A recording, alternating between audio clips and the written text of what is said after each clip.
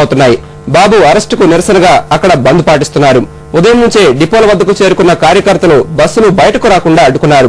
మరిన్ని వివరాలు వెంకట అందిస్తారు.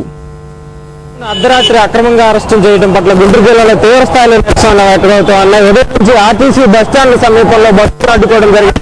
గుంటూరులో భారీ ర్యాలీ నిర్వహిస్తున్నారు ఎమ్మెల్యే శ్రీధర్ ఆధ్వర్యంలో. దీనికి సంబంధించి శ్రీధర్ మనతో ఉన్నారు. ఆయన అడుగుదాం, చెప్పండి, చంద్రబాబు అరెస్టు పట్ల ఏ విధమైనటువంటి వ్యూహం అమలు చేయబోతున్నారు భవిష్యత్తులో?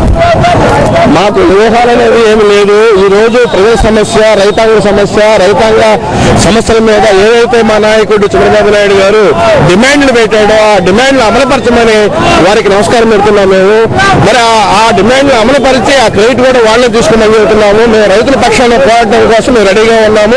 ఇటువంటి కోసం దేనికైనా మేము సిద్ధపడుతున్నాము. రైతుల కోరికలు తినే వరకు మా నాయకుడు కానివ్వండి, మా నాయకుడు ఇచ్చే సూచనలు కానివ్వండి, మేము ఎటువంటి ఏమైనా అమలుపరచడానికి ఒక కార్యకర్తగా, ఒక శాసనసభ్యుడిగా మేము రెడీగా ఉన్నాము. గుంటూరు జిల్లా మరి తెలుగుదేశం పార్టీ మొత్తం వారు ఏదైతే నినాదం ఇస్తారో ఆ నినాదం అనుగుణంగా పనిచేసి రైతుల పక్షాన్ని మేము పోరాడి హక్కు సాధించేంత వరకు మేము విశ్రమించాలని చెప్తున్నాము. చంద్రబాబు ఆరోగ్య పరిస్థితి కూడా పూర్తిగా విషమంగా ఉంది. అయినా ఆయన దీక్షను కొనసాగిస్తా ఉన్నారు. ఒక్కటే నేను చెప్తున్నాను, ఆయన ఓ ప్రతిపక్ష నాయకుడే కాదు, దేశ నాయకుడు. మరి ప్రపంచం మొత్తం ఆయన సంస్కరణలు కానివ్వండి, ఆయన యొక్క పాలన కానీ అప్రిషియేట్ చేసిన విధానాన్ని వారు మర్చిపోవద్దు. వారి ఆరోగ్యం కనుక ఏదైనా క్షీణించిందంటే ఈ రాష్ట్రం కాదు, ఈ భారతదేశమే అతలాకుతలం అవుతుందనేది కూడా మేము చెబుతున్నాం.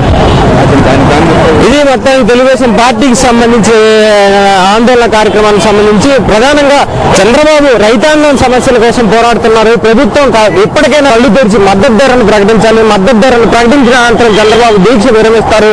ఈ విధంగా అనైతికంగా అరెస్ట్ చేయడం కరెక్ట్ కాదు అని అభిప్రాయపడతా ఉన్నారు. షణ్ముఖరావు, వెంకట్, మహా టీవీ, గుంటూరు.